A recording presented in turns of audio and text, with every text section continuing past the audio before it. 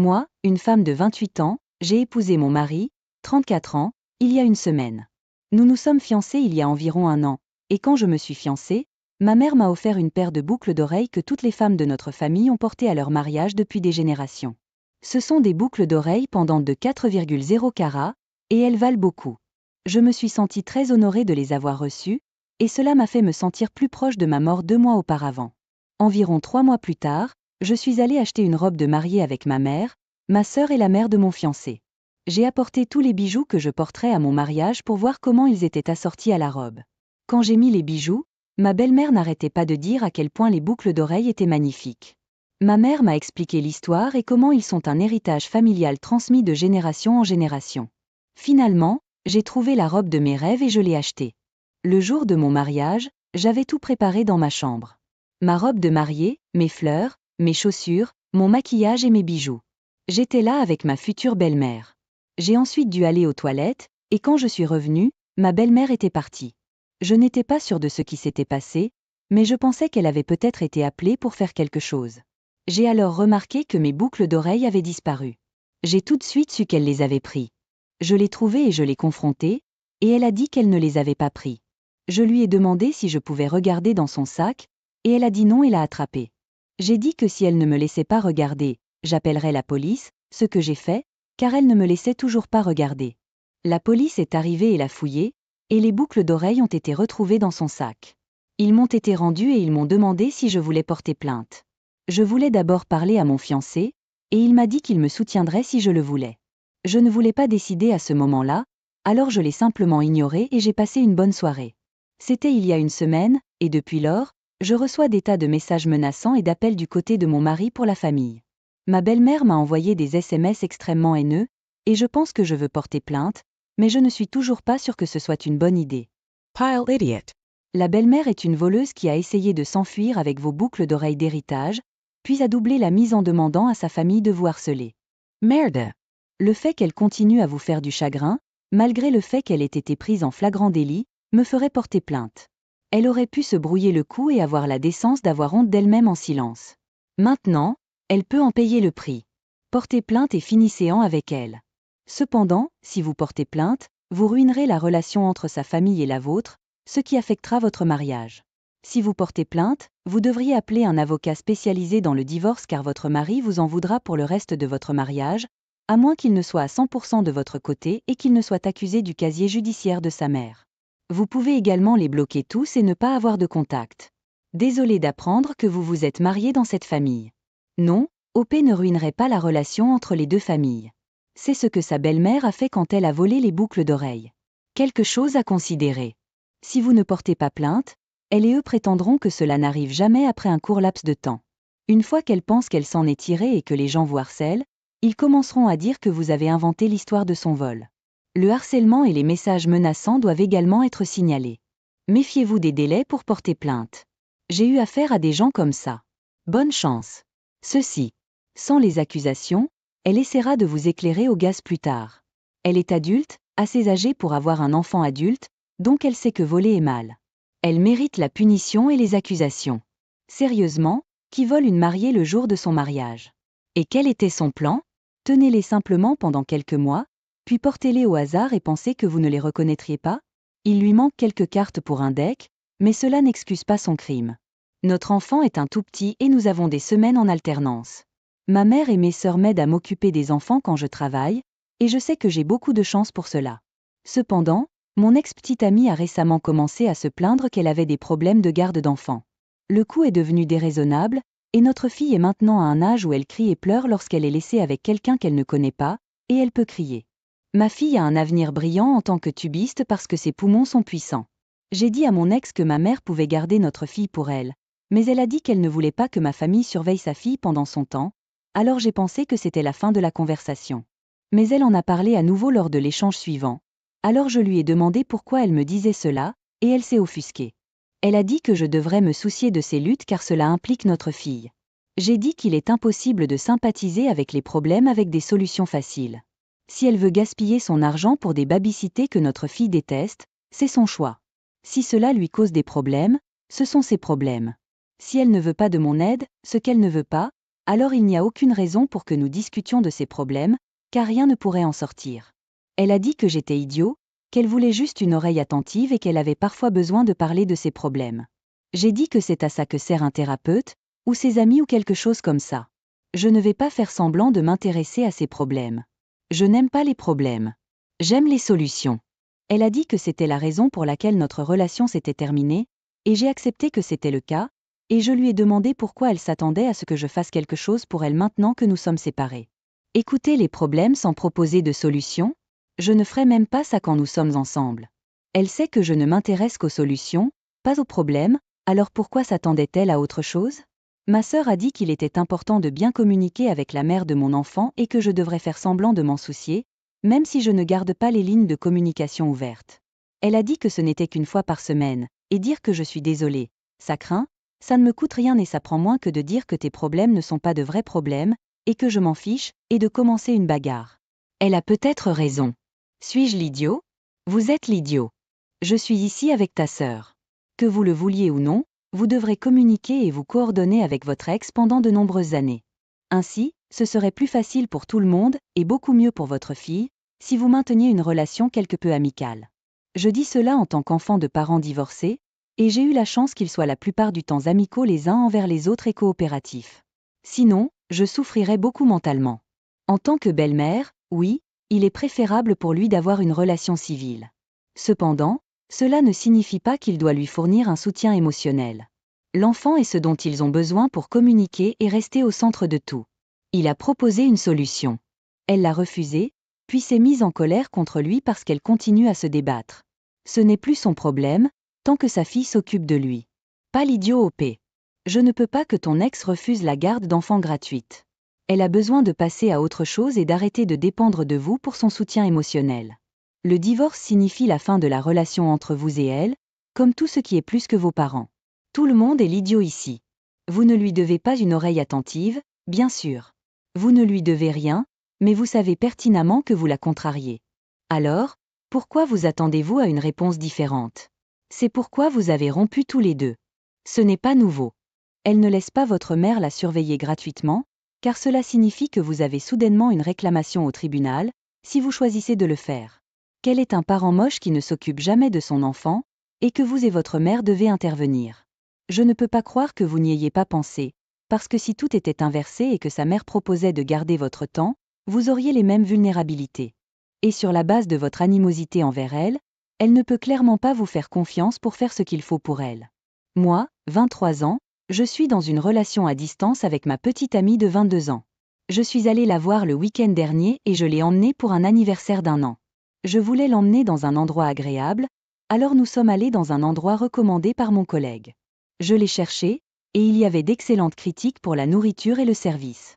Nous sommes donc allés voir l'expérience Van Gogh, puis nous sommes allés dîner. J'avais fait une réservation et le restaurant n'était pas occupé. Alors j'ai été surpris quand on nous a demandé d'attendre. Nu sommes allés dans le salon, avons pris un verité avons attendu. Environ 20 minutes plus tard, l'hôtesse est venue nous chercher et nous étions assis. Il a fallu beaucoup de temps pour que le serveur vienne pour notre commande. J'essayais de passer un bon moment, mais j'avais faim. Nous avons commandé directement à partir du menu, sans substitution ni suppression, puis nous avons attendu. Nous avons pris un autre verre. J'ai demandé au serveur ce qu'il en était de la nourriture. Ce sera tout de suite. J'ai vu des gens qui étaient assis après nous prendre leur repas. 1 heure après notre assise, j'en avais assez. J'ai demandé à ma petite amie si elle était à l'aise si nous partions, et elle a dit qu'elle attendait que je le lui suggère. J'ai donc laissé l'argent pour les boissons sur la table et nous sommes sortis. Le serveur nous a vus partir et nous a demandé quel était le problème. J'ai dit que nous avions attendu assez longtemps et que nous avions d'autres plans. Alors nous sommes partis. Nous sommes allés dans une chaîne de restaurants de steak et avons pris un bon repas. Ma petite amie m'a remercié de nous avoir fait sortir de l'autre endroit sans scène. Le serveur a posé des questions sur notre soirée, et nous leur avons dit. Ils nous ont apporté un dessert gratuit, même si eux et leur restaurant ont tout fait correctement. J'ai très bien donné un pourboire, 20% plus le coût du dessert. Quand je suis retournée au travail, j'ai parlé au gars qui m'avait recommandé le premier endroit du service de merde, et il a dit que j'étais un idiot de sortir sans payer ma nourriture. Je n'ai jamais eu de nourriture. Je ne pense pas avoir tort. Même nos apéritifs ne sont jamais sortis de la cuisine. Pile idiot. Un idiot là-bas a vraiment foiré. Je dirais en tant qu'ex-serveuse qu'il aurait été préférable que vous disiez au personnel que vous partez parce que vous ne pouvez plus attendre, mais vous n'êtes pas l'idiot de partir sans payer les repas que vous n'avez jamais eus. Il y a au moins 3 points où quelqu'un aurait dû se rendre compte qu'il a merdé, et il ne l'a pas fait. C'est entièrement sur le restaurant. Et étant donné qu'il semble que votre nourriture n'ait même jamais commencé à être préparée, vous ne leur avez rien coûté en partant non plus. Et, ayant fait exactement la même chose que l'OP, j'ai essayé, mec. J'ai essayé de leur dire que je partais. Ils m'ont ignoré. Cela n'aurait fait aucune différence. Je me demande aussi si OP est une minorité visible. L'une des 2 fois où cela m'est arrivé, j'étais avec un ami qui se déplace en fauteuil roulant. Elle a dit que cela lui arrive souvent si elle est assise. Beaucoup d'endroits refusent tout simplement de l'asseoir. Oui, j'ai lu quelques histoires comme celle-ci. Habituellement, cela se produit parce que les clients sont des personnes de couleur ou ont un teint légèrement différent. Je ne peux donc pas m'empêcher de me demander si OP et sa petite amie n'étaient pas de la bonne couleur. Pourquoi payer pour de la nourriture qui n'est pas venue après 1 heure? Votre collègue est délirant et un paillasson, et il serait toujours assis là à attendre de la nourriture qui ne viendrait jamais. Je passerai en revue ce restaurant sur Google et Facebook et décrirai tout sur votre expérience. Ma petite amie, 29 ans, et moi, 30 ans, étions ensemble depuis 4 ans. Nous nous sommes rencontrés par l'intermédiaire d'un ami commun, donc nous avons beaucoup d'amis en commun, mais nous avons aussi tous les 2 nos propres cercles d'amis que nous avions avant de nous rencontrer. Ma petite amie est très empathique, mais aime aussi les commérages et les drames relationnels. C'est comme une drogue pour elle. Alors quand elle se réunit avec ses amis bavards avec du nouveau thé à renverser, c'est comme du kéta dans l'eau pour les requins. Ils ne sont pas nécessairement méchants ou critiques, mais je trouve étrange qu'ils passent autant de temps à parler de la vie des autres. Il y a quelques années, un de mes amis de longue date traversait une période difficile avec sa petite amie de longue date. J'admets que leur relation était probablement toxique et qu'ils n'étaient pas bons l'un pour l'autre. Mais à part dire à mon ami que j'étais là pour lui s'il avait besoin de quoi que ce soit, je suis restée en dehors de ça. Pas ma petite amie, cependant. Dès qu'elle a vu des signes de problème dans leur relation, elle a commencé à chercher la petite amie de mon ami pour lui parler. Elle m'a dit que c'était pour s'assurer que mon ami ne faisait pas de mal à sa petite amie de quelque manière que ce soit. Eh bien, elle a dû raconter des ragots à d'autres amis, car très vite, mon ami m'a appelé pour me dire que les gens parlaient mal de lui. J'ai donc confronté ma petite amie à ce sujet, et elle a dit qu'elle s'inquiétait pour la petite amie de mon ami et qu'elle voulait juste s'assurer que tout allait bien. Elle a donc demandé à d'autres personnes si elles étaient également concernées. Eh bien, il s'avère qu'il y avait une raison de s'inquiéter, mais pas à cause de mon ami. Sa petite amie lui faisait du mal, et il avait trop honte pour en parler. Au moment où cela est sorti, son nom avait été traîné dans la boue et il a coupé beaucoup de nos amis et moi de sa vie. En ce moment, j'ai un autre ami qui est fiancé, et ils ont reporté leur mariage parce qu'ils ont des problèmes et ne reçoivent pas de conseils. Ma petite amie m'a dit qu'elle voulait parler au fiancé de mon ami, et je lui ai dit de s'occuper de ses propres affaires et de rester en dehors de cela. Je lui ai dit qu'elle m'avait déjà coûté une amitié avec son ingérence, et que je ne voulais pas qu'elle recommence. Elle a dit que c'était différent, mais je ne pense pas que ce soit le cas. Je lui ai dit que si elle voulait bavarder sur ses amis, elle pouvait le faire toute la journée. Mais quand il s'agit de mon amie, elle doit garder le nez en dehors de leurs affaires, car elle ne fait que faire plus de mal que de bien. Je l'ai surprise au téléphone en train de parler à son amie de la façon dont je lui interdis de s'assurer que le fiancé de mon amie va bien, et qu'elle s'inquiète juste pour elle. Je ne l'ai même pas laissé raccrocher le téléphone. Je lui ai juste crié que se mêler de la vie des autres était gâché et qu'elle devait trouver un passe-temps qui n'impliquait pas de ruiner la vie et les amitiés des autres. Elle s'est fâchée contre moi et m'a traité d'idiot contrôlant. Elle a dit que les hommes ne comprennent pas comment les femmes doivent veiller les unes sur les autres, et elle essaie juste d'être une bonne amie. J'ai donc évoqué mon amie qui m'a coupé la parole et lui ai demandé si elle était une bonne amie dans cette situation, et elle m'a traité d'idiot à nouveau. Pile idiot. Elle fait partie de ces personnes qui sont tellement obsédées par le drame qu'elles créent les siennes. Elle a fini par ruiner la vie d'une victime pour pouvoir avoir sa petite séance de commérage. Elle répand des rumeurs sans preuve et se lance dans des situations avec l'histoire déjà en tête. C'est extrêmement toxique et ne profite à personne. Elle ne se soucie pas de votre groupe d'amis en dehors des potins. Il y a de sérieux signaux d'alarme ici à propos de cette femme. Votre petite amie a un gros cas du syndrome du sauveur. Holly Batman, elle a aidé sans le savoir et après sa sortie, à doubler la mise? Elle est si nocive. Et le fait qu'elle ne peut vous traiter d'idiot que lorsque vous avez évoqué votre amie qui avait des difficultés. C'est elle-même excusée? Et votre pauvre amie? Je ne suis pas du genre à dire de rompre, mais si vous demandez et qu'elle refuse et cause activement du mal, il est peut-être temps de la laisser partir. Qui diable pense que leur soutien est si important pour quelqu'un qui n'est même pas son propre ami?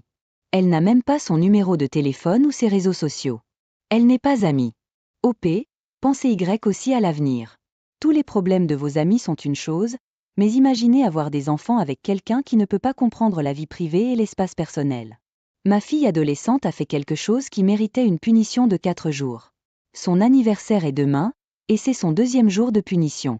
J'ai annulé son anniversaire dans le cadre de la punition, et l'autre partie est de ne pas lui permettre de sortir pendant 4 jours. Elle a encore des appareils électroniques disponibles. Plus tôt dans la journée, mon ex m'a contacté et m'a posé des questions sur l'annulation de l'anniversaire. Je lui ai dit ce qui s'était passé, et il a dit qu'il lui organiserait la fête puisque j'avais annulé. J'ai dit qu'il ne pouvait pas lui organiser la fête quand elle était clouée au sol et qu'elle n'était pas autorisée à quitter la maison pendant des jours. Il m'a traité de ridicule, mais je lui ai dit qu'il encourageait les mauvais comportements et agissait comme le parent cool au lieu de travailler avec moi pour résoudre ses problèmes de comportement. Il a dit que puisqu'il est aussi le parent, je ne peux pas l'empêcher de lui organiser une fête, et il le fera demain. Nous nous sommes donc disputés, et mon mari a convenu que mon ex était un facilitateur, mais les grands-parents de ma fille se sont également impliqués et m'ont dit que je ne pouvais pas empêcher son père de célébrer son anniversaire, et que je devais laisser tomber et m'a suggéré de reporter le reste de la punition après l'anniversaire. Mais j'ai refusé. Il sape mon éducation et va délibérément à l'encontre de mon avis. Alors, suis-je l'idiot? Édité. Elle a cassé le vase antique de son beau-père. Elle a juré que c'était un accident, mais mon mari a dit que c'était délibéré parce qu'elle l'a qualifié de laid une fois. J'ai hésité à annuler l'anniversaire jusqu'à ce qu'elle commence à répondre à son beau-père. Je lui ai laissé les appareils électroniques pour qu'elle puisse rester en contact avec la famille car son père et sa famille ont crié aux abus quand je lui ai pris ses appareils électroniques et ont limité les contacts. Putain de merde, sa fête d'anniversaire a été annulée dans le cadre d'une punition pour un vase cassé dont personne ne pouvait confirmer à 100% s'il s'agissait d'un accident ou non. Cette pauvre fille. La seule façon dont cette punition serait presque acceptable est que le vase soit brisé parce que l'adolescente l'a jeté sur son beau-père. OP. Tu es l'idiote. Mon cœur se brise pour ta fille. Ceci. Pourquoi la fille aurait-elle cassé un vieux vase exprès? Par exemple, a-t-elle l'habitude de faire des choses bizarres comme ça? Si c'est le cas, je pense que OP l'aurait mentionné. Tout cela suggère donc que cela a été fait purement par accident et que la fille a été punie pour s'être défendue. OP, vous devez reconsidérer pourquoi vous croyez automatiquement votre mari et non votre fille sans aucune preuve dans un sens ou dans l'autre. Aussi, probablement pourquoi votre nouveau mari est si prompt à blâmer votre fille. Un vase s'est cassé et vous pensez qu'elle le qualifie de laid prouve qu'elle l'a fait? Je pense que 50% de mes objets de famille sont laids comme le péché et je n'en ai jamais cassé un seul. Vous êtes hors de contrôle. J'ai connu une fille dont la mère a pris des vacances en guise de punition. Ladite fille n'est plus en contact avec ses parents, ce qui est en partie la raison. Parce que sérieusement, qui diable fait ça? Je vois votre fille ne plus avoir de contact. Mon fils, Kevin, 26 ans, a eu mon petit-fils, Tané, préadolescent au lycée avec une ex-petite amie, Kendra, 26 ans. Elle n'était pas prête à être mère et elle a trompé Kevin et l'a pratiquement abandonné, lui et Tané, après avoir commencé à avoir des problèmes de dépendance, ce qui a eu des conséquences néfastes sur Kevin. Bien qu'il ait commencé à sortir avec ce garçon, Callum, 27 ans, 1 an plus tard, il est resté et ils se sont mariés à l'université, et plus tard, il a adopté mon petit-fils. Maintenant, je sais que Callum a été un excellent beau-père pour Tané et que la mère de Kevin et moi l'aimons beaucoup, mais ma femme et moi aimerions que Tané connaisse sa mère. Elle a récemment repris contact il y a quelques mois, voulant faire connaissance avec Tané après avoir quitté l'armée. Kevin n'a pas trop aimé cela, mais a décidé de faire des visites supervisées. Parfois, ma femme et moi gardons les enfants quand les garçons travaillent tard. Kendra est venue il y a quelques semaines, juste pour voir Tané, et nous l'avons laissée. Depuis, nous l'avons laissé l'emmener pendant 1 heure pour qu'elle puisse passer du temps avec lui. Callum est sorti du travail plus tôt qu'il ne le pensait la semaine dernière, quand nous gardions les enfants, et est venu chercher Tané tôt. Le problème était qu'il était sorti avec Kendra et qu'il n'était pas encore revenu. Callum était contrarié quand il l'a découvert, paniqué contre nous pour avoir laissé Tané partir avec Kendra. Je lui ai dit de se calmer parce que nous les avions laissés passer du temps ensemble, et rien ne s'était passé. Il s'est encore plus énervé et nous a dit que ce n'était pas ce sur quoi lui et Kevin s'étaient mis d'accord avec elle, et que nous allions dans leur dos. Je lui ai rapidement rappelé qu'il n'était pas le parent biologique de Tané et qu'il n'avait pas le droit de l'éloigner de sa mère comme ça. Il a eu ce regard triste sur son visage et est sorti et s'est assis dans sa voiture jusqu'à ce que Kendra ramène Tané et qu'il ramène Tané à la maison. J'ai reçu un appel en colère de Kevin le lendemain disant qu'il ne pouvait pas croire que j'avais dit ça à Callum après tout ce qu'il avait fait pour lui et Tanner. Que Callum était bien plus un vrai parent pour Tanner que Kendra ne l'a jamais été. Il est toujours en colère contre moi depuis. Suis-je l'idiot? Ni Kevin ni Callum ne savaient que nous laissions Kendra passer du temps avec Tanner. Nus Williams just chuael apren a kanator sa mare. Vous êtes l'idiot, complètement. Un parent n'est pas seulement quelqu'un qui est biologiquement lié, il s'agit de savoir qui reste. De plus, je remets sérieusement en question votre jugement. Vous laissez un jeune enfant partir avec une mère qui l'a abandonné et qui avait des problèmes de dépendance, sans surveillance, loin de la maison. We see a l'air genial. N'oubliez pas que vous n'avez aucun droit en tant que grand-mère et que Kevin pourrait très facilement refuser de vous laisser seul avec l'enfant car il ne peut pas vous faire confiance.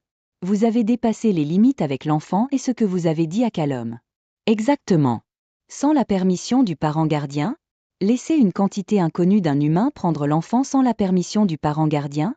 OP, votre jugement est si pauvre ici. C'est effrayant. La bonne ligne de conduite pour Kevin est de ne plus rendre visite sans supervision à grand-mère et à grand-père. Ce n'est pas la voie vindicative. C'est la ligne de conduite éthique, saine et correcte pour un parent allumé. OMG. Je sais, je n'arrive pas à m'en remettre. Est-ce de la naïveté? Elle est partie depuis des années et est revenue et voulait voir son enfant. C'est une étrangère. Elle ne devrait pas avoir de visite non supervisée avec un enfant. OP, je suis très sérieux ici. Vous avez mis votre petit-fils en danger. Parce que si elle se levait et disparaissait à nouveau? Elle l'a fait une fois, alors qu'est-ce qui l'empêche de le refaire? Elle n'est même pas légalement sa mère. Callum a adopté Tanner, et d'une manière générale, cela met fin aux droits d'un parent biologique. Elle n'est qu'une donneuse d'ovules, et le grand-père psychopathe pense qu'il peut simplement décider de donner la priorité à sa relation indépendamment de la loi littérale. C'est un comportement réel, mais pas de comportement. Il aura de la chance si son fils et son gendre n'ont pas de contact à ce sujet. Vous devez à Callum des excuses sincères dans lesquelles vous reconnaissez son rôle dans la vie de Tanner en tant que parent. Oh, je crois à 100% que cela ne serait jamais arrivé si Kevin avait épousé une femme. La biomaman n'est même pas liée à OP. La seule raison de s'en soucier autant est le préjugé contre les homosexuels et l'idée erronée que tous les enfants ont besoin d'une mère et que l'influence d'une mère est toujours bonne. Peu importe que maman ait volontairement renoncé à ses droits ou ait été un tel danger, une influence négative ou une non-entité que ses droits ont été révoqués. Les enfants ont besoin d'une maman? Ma petite amie a une fille pré-préadolescente avec une maladie cardiaque. J'ai une fille d'1 an de moins et un fils préadolescent. La fille de ma copine a des besoins très spécifiques qui peuvent être difficiles à contourner. Elle ne peut être qu'avec une seule baby-sitter, donc si nous voulons sortir sans les enfants, nous devons suivre cet horaire de baby-sitter.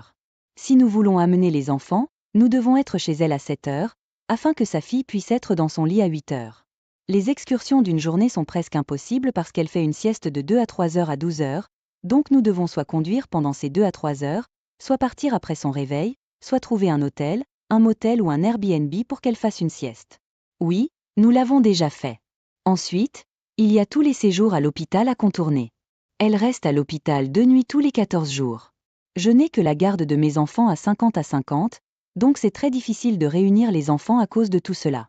Bien sûr, nous pouvons aller à Build-A-Bear, l'aire de jeux intérieur en bas de la rue de chez elle, ou sortir pour une glace, mais elle ne peut le faire qu'un certain nombre de fois avant que les enfants ne s'en lassent.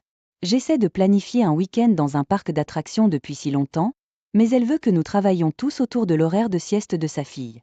Le parc d'attractions n'ouvre qu'à 10 heures, mais nous devons partir à 11h30 pour qu'elle puisse retourner à l'hôtel pour que sa fille fasse la sieste. Newsporians y allera praise sun reveal, donc nous varians probablement vers 15h30, mais les ménages aquatiques ferment à 5h, donc imis en faunani parent faire chuan. Peut-être du ménages aquatiques, puis quelques autres ménages réguliers avant que nous devions retourner pour que vils se coucher. Elle veut faire quelque chose qui serait plus accessible pour sa fille.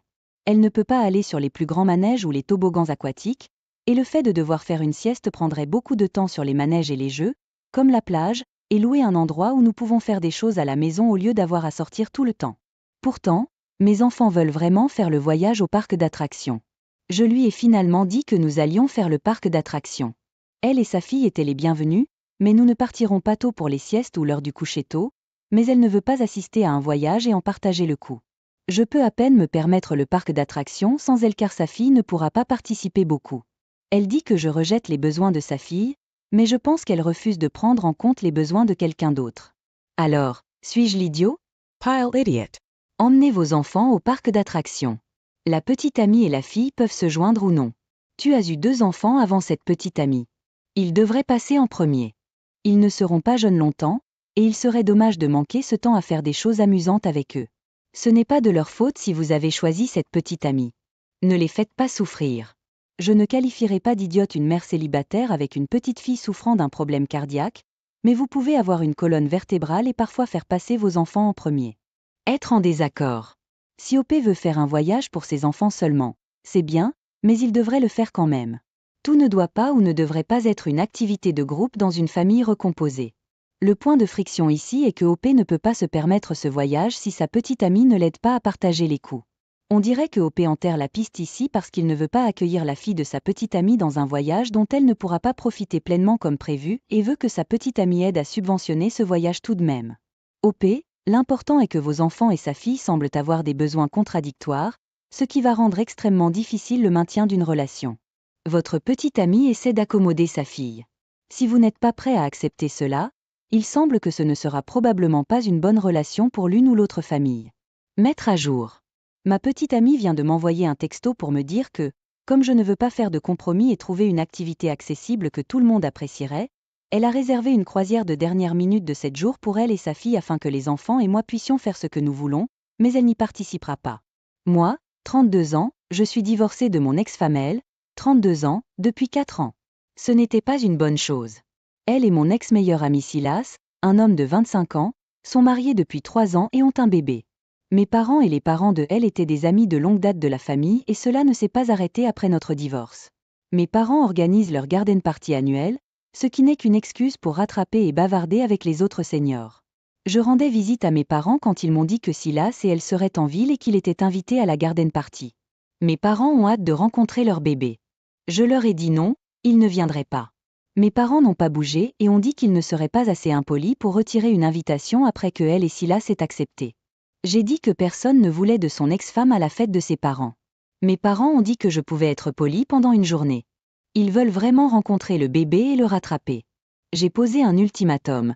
C'était eux ou moi. Je n'y assisterai pas s'ils venaient. Mes parents m'ont traité d'idiot pour les avoir forcés à choisir, car Silas et elle l'avaient demandé et avaient potentiellement fait en sorte que les parents de elle pensent du mal d'eux. Suis-je l'idiot ? Édition. J'ai oublié d'inclure un peu de contexte. Mon ex et moi avons tous les deux fait des erreurs, mais elle a eu une liaison émotionnelle dans mon dos pendant des mois, alors que la mienne était littéralement un accident d'une demi-seconde. Elle a eu une liaison émotionnelle avec Silas, mais elle insiste sur le fait qu'elle ne l'a pas fait et n'a pensé à une relation qu'après notre séparation, ce qui est BS puisqu'ils ont évolué si vite. Je pense qu'elle cherchait une raison de divorcer parce que j'ai fait cette petite erreur et elle m'a jeté hors de la maison et a empoisonné ma relation avec mes parents. Silas était mon meilleur ami et je n'aurais jamais pensé qu'il la choisirait plutôt que moi. Je l'ai défendu d'elle chaque fois qu'elle disait que j'étais trop vieux ou que j'avais trop de choses à penser pour traîner avec Silas, mais apparemment elle n'était pas trop vieille pour se faire frapper par lui. Ma femme et moi avons eu des problèmes dans notre mariage. Elle traversait un problème médical et elle était très irritable et impatiente avec moi, sans parler du fait qu'elle n'était pas d'humeur à quoi que ce soit. J'ai travaillé tellement d'heures pour nous et honnêtement, le travail était un meilleur environnement pour moi. C'était plus heureux. Je ne me suis pas sentie critiquée. Mes collègues m'aimaient bien. Lors d'une fête de travail, c'est devenu un peu incontrôlable et j'ai accidentellement embrassé un collègue. J'ai réalisé que ce que je faisais était une erreur et j'ai immédiatement reculé. C'était une demi-seconde de nos lèvres qui se touchaient tout au plus. Un collègue l'a dit à ma femme et elle m'a immédiatement jeté hors de la maison sans avertissement et a demandé la séparation. Silas a emménagé quelques mois plus tard.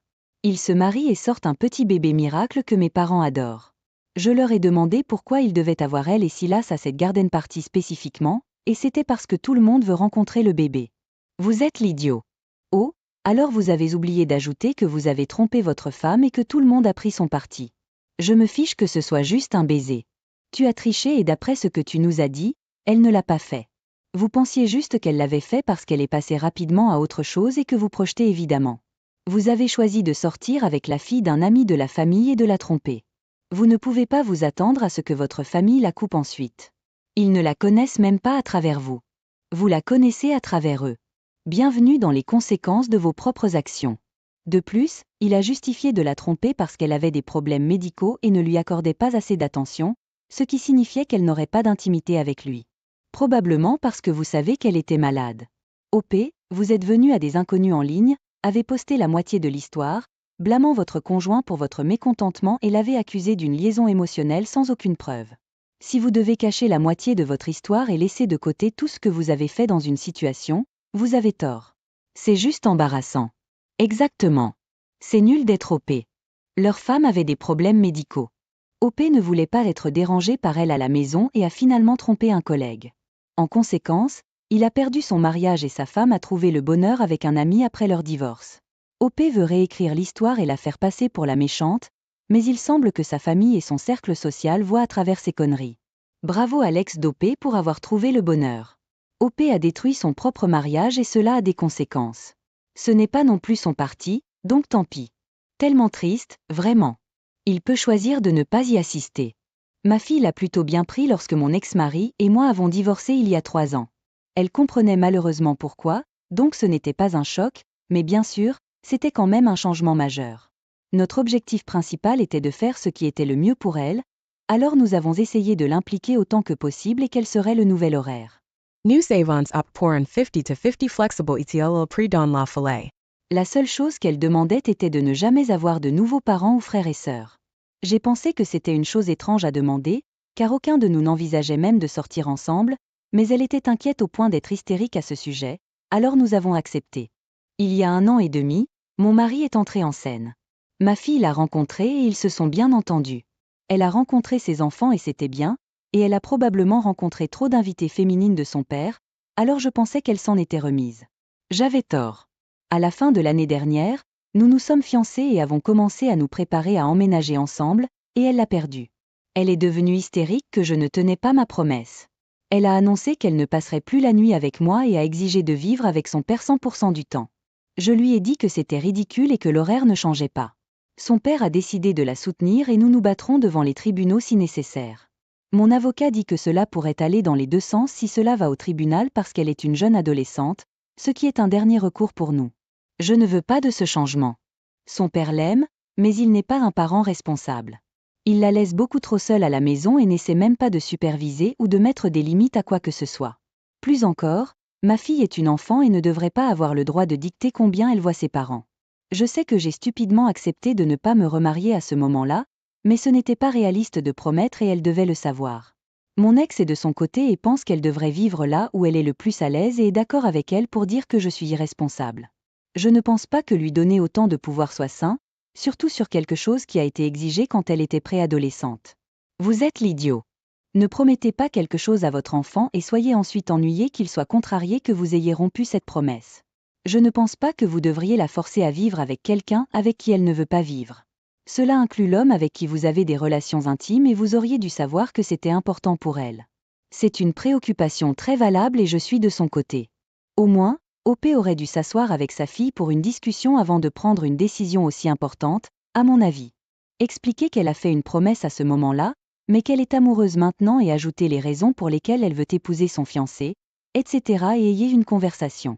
Je pense qu'OP ne considère pas sa fille comme sa propre personne et comme une enfant qui ne sait pas mieux ou dont les sentiments n'ont pas d'importance. OP, si vous continuez à ignorer les sentiments de votre fille et à la rejeter, vous la perdrez. Votre avocat a raison. Elle pourra choisir avec qui elle vit, mais les tribunaux exigeront probablement des visites, c'est-à-dire au moins un week-end sur 2. Cependant, selon la situation de vie, c'est-à-dire le partage d'une chambre, peut ne pas nécessiter de nuitées. Il s'agit moins de ne pas se remarier, pas de frères et sœurs, mais plus de la vitesse à laquelle vous vous déplacez. Vous êtes divorcés depuis 3 ans. Donc, il y a 1 an et demi, vous avez présenté cet homme à votre enfant et maintenant ils emménagent déjà et jouent à la famille heureuse ? Aïe ! Moi, homme de 29 ans, je vis avec ma petite amie de 29 ans depuis 3 ans. Nous avons toujours partagé les factures et le loyer, proportionnellement aux revenus. Elle a présenté cette idée et expliqué pourquoi elle soutient sa répartition équitable. Et nous faisons tous les deux les tâches ménagères et les tâches ménagères de manière égale. Jusqu'à il y a 1 mois, je gagnais presque le double de ses revenus. Cependant, mon entreprise a fait des réductions de salaire et ma petite amie a récemment obtenu une promotion importante, donc maintenant elle gagne environ 50% de plus que moi. Cependant, maintenant, elle veut que nous gardions la distribution du loyer et des factures comme avant, comme elle paie 35% et je paie 65%, soit elle paiera 50 à 50 maximum. Je lui ai demandé pourquoi nous ne faisions plus de fractionnement proportionnel et elle a dit que je devrais simplement être reconnaissant qu'elle soit assez flexible pour bouleverser ses finances pour moi et les partager à 50 à 50. Elle a été froide avec moi récemment et m'a dit qu'elle ne devrait pas avoir à se punir pour ses succès financiers et que mon manque d'adaptabilité était rebutant. Suis-je l'idiot? Pile idiot. Elle a déjà un pied dehors et essaie d'économiser de l'argent pour l'inévitable rupture. Sortez maintenant. Elle sait à quel point c'est égoïste. Elle s'en fiche parce que cela lui profite, alors elle était très heureuse de payer moins quand c'était en sa faveur. Les femmes adultes savent comment fonctionnent les pourcentages. Malheureusement, certaines personnes sont juste légitimes et cupides. Je suis d'accord qu'elle a un pied dehors. Elle gagne maintenant assez pour subvenir à ses besoins. Je ne pense pas qu'elle essaie d'économiser dans son dos. Elle veut qu'il la soutienne financièrement et elle ne le soutiendra pas. Je pense que si elle était engagée dans la relation, cela ne la dérangerait pas de payer sa juste part. OP, elle vous a montré qui sera toujours la priorité absolue, elle-même. J'envisage sérieusement de la quitter, étant donné son égoïsme et son hypocrisie retrouvée. Je n'ai reçu une réduction de salaire qu'à cause d'une réorganisation de l'entreprise. Il est également extrêmement probable que je sois nommé à un poste de direction majeure cette année, ce qui me donnerait plus de 4 fois mon salaire actuel. Quand il commence à affluer, je peux profiter de cet argent seul. Je m'appelle Erika. J'ai 39 ans. Mon mari Marc a 6 ans de plus que moi. Nous sommes mariés depuis plus de 15 ans. Notre fille Nancy a commencé le lycée cette année. J'ai lancé mon entreprise artisanale après m'être installée pour élever mon enfant. Mon entreprise artisanale a décollé. Je suis de plus en plus occupée avec plus de commandes ces jours-ci. On dirait que les choses se passent bien. Mais ma vie conjugale était loin de cela. J'ai rencontré mon mari au travail.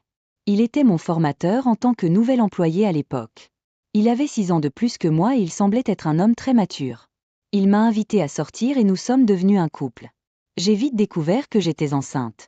L'ordre était inhabituel, mais nous nous sommes mariés quand je suis tombée enceinte. En raison de graves nausées matinales et de la demande de mon mari, j'ai démissionné du travail et je suis devenue femme au foyer. Les choses ont commencé à devenir difficiles à ce moment-là.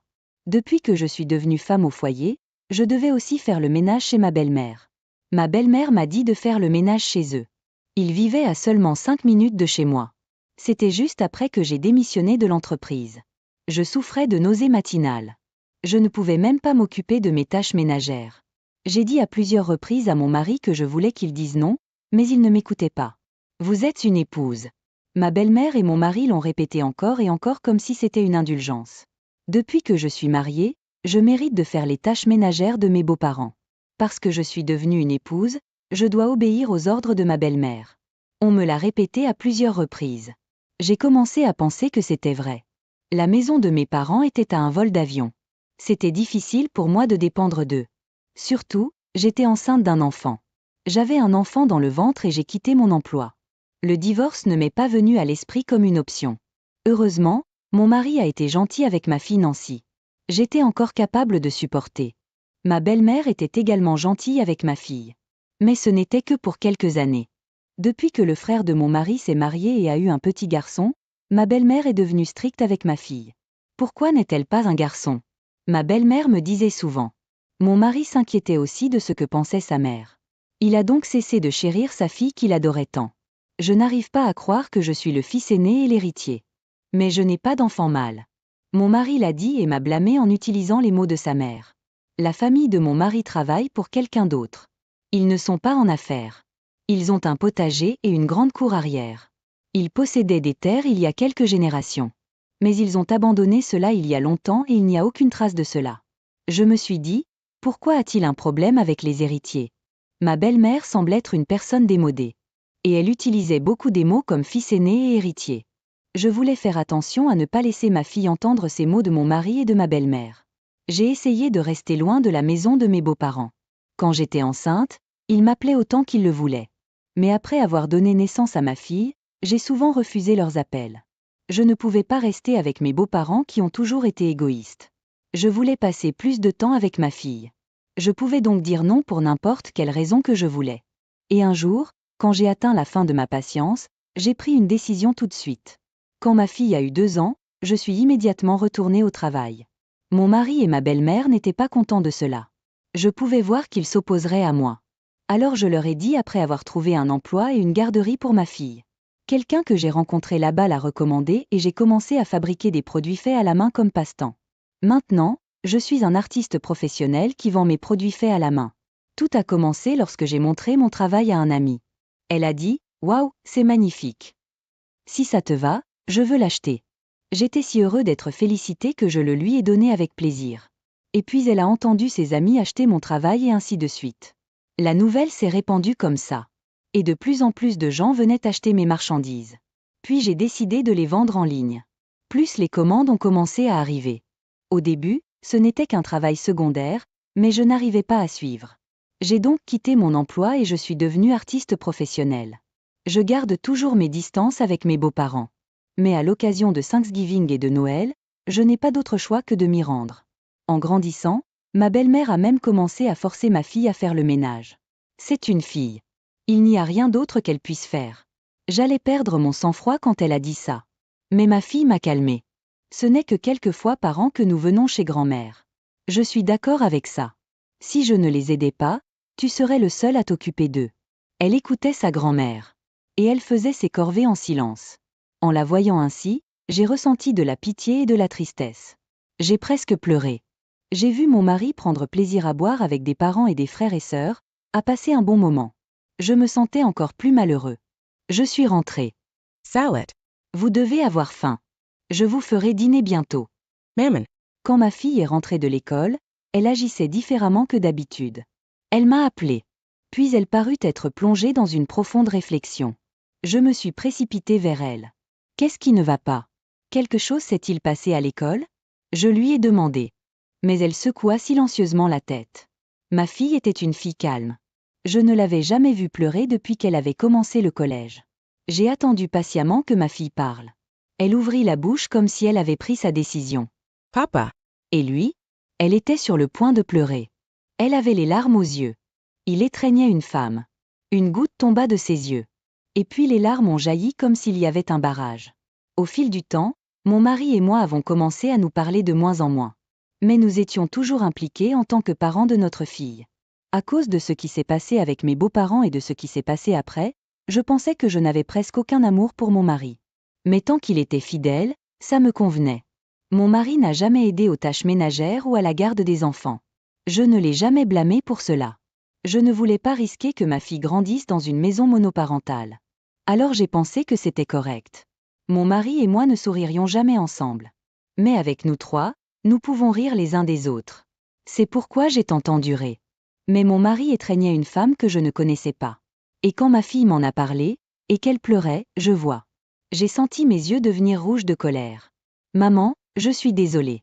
Pourquoi vous excusez-vous, Nancy? Elle ne pouvait rien dire et baissa les yeux. Le fait qu'elle m'ait vue en état de choc, peut-être que cela nuisait aussi à ma fille. Je suis désolée d'être une mère si faible. Si je ne l'avais pas vue, Non Nancy. vous n'avez rien fait de mal. J'ai pensé à me taire. Mais quand j'ai vu ton visage, la jupe de son uniforme était mouillée de larmes. Je pouvais voir ses poings trembler alors qu'elle les serrait. Je ne pouvais pas lui pardonner. Oui, j'ai doucement mis mes mains sur son poing mouillé. Les larmes que j'avais essayé de retenir coulaient sur mes joues. Je ne peux pas lui pardonner non plus. C'est décidé. Chérie, puis-je te parler une minute? J'ai dit à mon mari quand il est rentré à la maison. Je suis fatiguée, a-t-il dit. Il soupira sans même me regarder. En entendant le ton froid dans sa voix, normalement je n'aurais rien pu dire. Mais aujourd'hui, c'était différent. J'ai quelque chose d'important à vous dire. Il a fait claquer sa langue et s'est assis en face de moi à la table à manger. Qu'avez-vous fait aujourd'hui? Quoi? Bien sûr que je travaillais. Qu'est-ce que tu me demandes? Mon mari m'a crié dessus, frappant fort la table à manger. Je n'ai pas réagi mais j'ai continué à parler. Je t'ai vu étreindre une femme. Quoi? Je ne lui ai pas dit que Nancy l'avait vu. Mon mari était clairement contrarié. Il m'a regardé et a reniflé. Quoi? Alors qu'en est-il? To me tromps? Demandai-je d'une voix tremblante. Mon mari a ri à haute voix. Que pourrait-il être d'autre? J'étais à court de mots à cause de son attitude offensante. Mon mari m'a regardé bizarrement quand il m'a vu perdre mon élan. Qu'y a-t-il de mal à cela? De quoi avez-vous à redire? Quoi? C'est une liaison. Ce n'est pas comme si j'avais des sentiments pour toi. J'ai senti mon sang se glacer quand il a dit cela comme si c'était une évidence. Nous nous sommes mariés parce que vous êtes tombée enceinte et que vous n'aviez pas le choix. Musicians ensemble parce que nous n'avions pas le choix, n'est-ce pas? Que voulez-vous de plus de moi? Parce que nous n'avions pas le choix? Quelle autre raison avons-nous? J'ai été avec vous pendant tout ce temps et je vous ai soutenu. Mon mari rit comme s'il avait gagné, et quand il trouva les papiers que j'avais préparés, il me les prit. Papiers de divorce? Qu'est-ce que c'est? Tu pensais que si tu me montrais les papiers du divorce, je t'écouterais? Bêtise. Si vous le voulez tellement, je l'écrirai pour vous. Mon mari a ri et a rempli les papiers du divorce et m'a jeté les papiers. Haha. Comment divorcer? C'est moi qui ai pris soin de toi, et tu ne travailles même pas en ce moment. Vous avez quitté votre emploi simplement parce que vous aviez un bébé. Vous êtes un perdant. Vous pouvez refuser les papiers si vous voulez. Vous n'avez même pas le courage. Je regardais les papiers de divorce sur le sol, entendant la voix de mon mari. Vous devriez être reconnaissant que ce ne soit pas moi qui demande le divorce. Si vous ne voulez pas divorcer, ne dites rien. Sur ce, mon mari a immédiatement sorti son téléphone et a commencé à passer un appel téléphonique quelque part. Oh Alice? Aucun problème. Vous pouvez m'appeler ou me voir à tout moment maintenant. À cause de sa voix douce, j'ai tout de suite su qu'il appelait sa petite amie. Mais je ne pouvais rien dire. Environ un mois plus tard, je devais rendre visite à mes beaux-parents pour Noël. C'était un événement annuel. Mon mari était prêt à aller chez ses parents. Et, ai-je dit, apprêté. Je suis prêt à partir. J'ai besoin de vous parler. Plus tard. Je n'ai pas le temps maintenant. Alors prends du temps pour moi chez tes parents. Bien. Mon mari nous a précipités avec ma fille dans la voiture. Mon mari avait hâte de retourner chez ses parents. Comme d'habitude, il était le seul à parler joyeusement dans la voiture. Oh, bienvenue à la maison. Quand nous sommes arrivés, ma belle-mère nous a accueillis avec un sourire. Elle nous a emmenés dans le salon. Nous avons salué tous les parents qui nous avaient précédés. Oh mon Dieu! Je suis si heureux de voir ton visage après un long moment.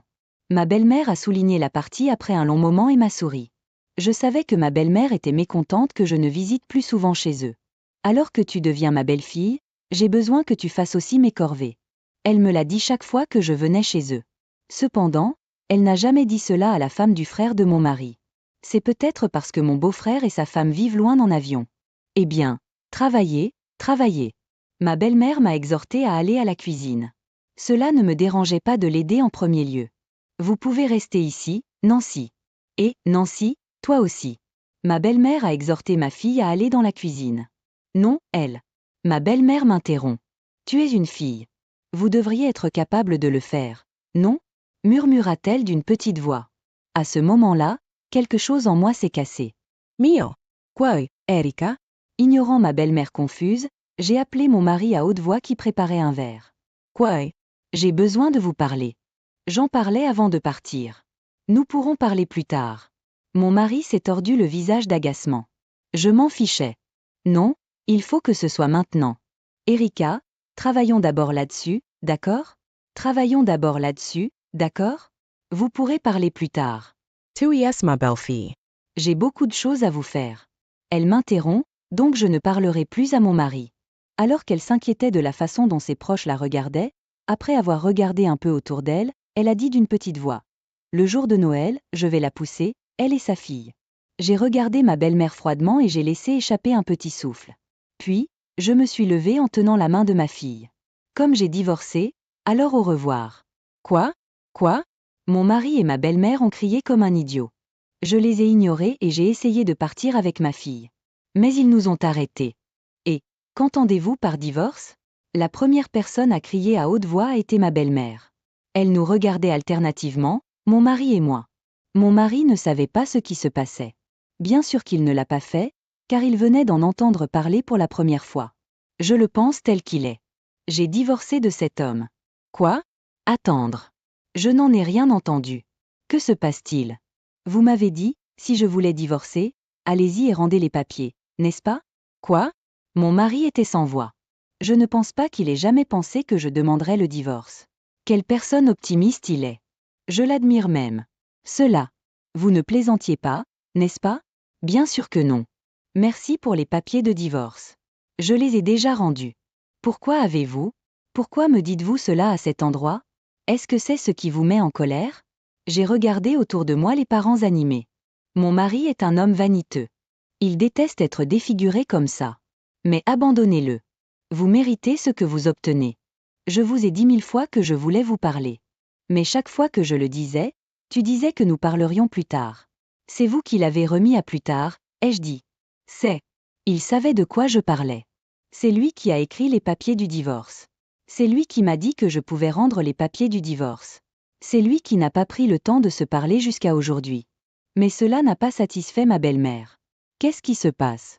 Je n'arrive pas à croire que vous divorcez. Je ne vais pas te laisser le faire. Comme mon fils demanderait le divorce, tu as dû faire quelque chose de mal, Erika. Ma belle-mère a décidé unilatéralement que j'étais en faute, et elle m'a crié dessus. Oh, vous pensiez que j'étais en faute?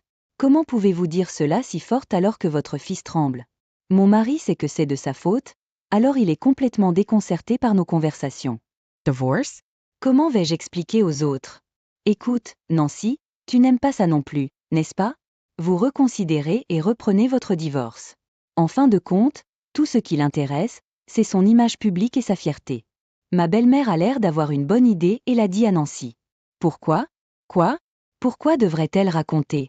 Nancy, Elle a regardé sa grand-mère et mon mari avec un regard froid. meme si Papa Trump man. Quoi? Quoi? Avec leurs révélations inattendues, ma belle-mère s'est figée. Mon mari n'avait aucune idée que Nancy était au courant. Alors il a dit, Nancy, pourquoi? Je l'ai vu. J'ai vu que tu étreignais une femme. Quoi? Nancy, ça va. Elle était tellement dégoûtée qu'elle ne voulait même plus parler à son père. J'ai eu un peu pitié d'elle. J'aurais probablement dû l'empêcher de venir aujourd'hui même si elle voulait venir. Avons-nous terminé? Alors, excusez-nous. Avec ces mots, j'allais partir. La tricherie est une fausse accusation. Quoi? C'est de la diffamation. Vous n'avez aucune preuve. Je ne divorce pas. Mon mari a soudainement dit quelque chose comme ça. J'ai été décontenancée. Comment pouvait-il dire une chose pareille? Vous n'avez aucune preuve, n'est-ce pas? Pourquoi ne voulez-vous pas divorcer? Est-ce pour votre apparence? Tu as dit que tu ne m'avais jamais aimé. Soupirant devant le bégaiement de mon mari, j'ai sorti quelques photos de mon sac et les ai éparpillées. Quoi? C'est une preuve. La photo de mon mari marchant main dans la main avec une jeune femme. Le genre de scène de contact avec laquelle il ne peut pas s'en tirer. Il n'y a aucun moyen de s'en tirer. Exposé devant toute sa famille élargie, le visage de mon mari est devenu rouge. Il rassembla tout à la hâte. Pourquoi avez-vous? Je pense que vous êtes allé trop loin. Je n'ai jamais dit que je tolérais la tricherie. Il a dû penser que même s'il continuait à me tromper, je ne pourrais rien faire. Pourquoi? Mon mari était si ouvert avec la femme qu'il n'arrêtait pas de voir. J'ai demandé à une agence de détectives d'enquêter sur le comportement de mon mari. J'ai entendu dire qu'il était très facile de rassembler des preuves. Le détective a non seulement suivi mon mari, mais a mis un microphone caché dans le sac de la femme et a enregistré leur conversation. Vous avez beaucoup parlé de moi à cette femme, n'est-ce pas? Quoi? Une femme de ménage gratuite? Le sac de sable de votre mère? Comment le saviez-vous? À mes mots, le visage de mon mari est soudainement devenu bleu. Tous les parents autour de nous le regardaient, lui et ma belle-mère. Marie, je ne suis pas ton sac de sable. Même si j'épousais ton fils, je n'ai aucune obligation de m'occuper de cette maison. Je n'ai aucune obligation.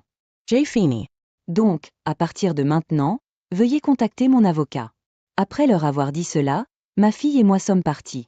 J'avais déjà rendu les papiers du divorce, mais j'ai demandé la pension alimentaire par la suite. Il allait se battre, mais comme j'avais des preuves tangibles, il a abandonné. J'ai également déposé une plainte contre la femme avec laquelle il avait une liaison et je l'ai amené à accepter de payer pour mon ex-mari et mon ex-belle-mère. L'histoire s'est répandue à leurs parents et voisins, et ils ont très honte d'eux-mêmes. Comme ce sont des gens très fiers, les commérages du quartier doivent être assez stressants. Ma fille et moi avons commencé à vivre une nouvelle vie ensemble. Je suis un artiste fait à la main. Mon entreprise se porte bien. Les commandes en ligne affluent que je ne peux pas suivre. Ma fille m'a dit que c'était partout sur les réseaux sociaux. Je suis libre de tous les liens qui m'attachaient. Je me rends compte à quel point ma vie a été difficile. Tu étais tellement cool à l'époque. J'ai fait vivre une mauvaise expérience à ma fille, mais maintenant elle m'en parle comme si c'était une sorte de saga. Je lui en suis donc reconnaissant. À partir de maintenant, je vais faire ce que je veux faire, bien prendre soin de ma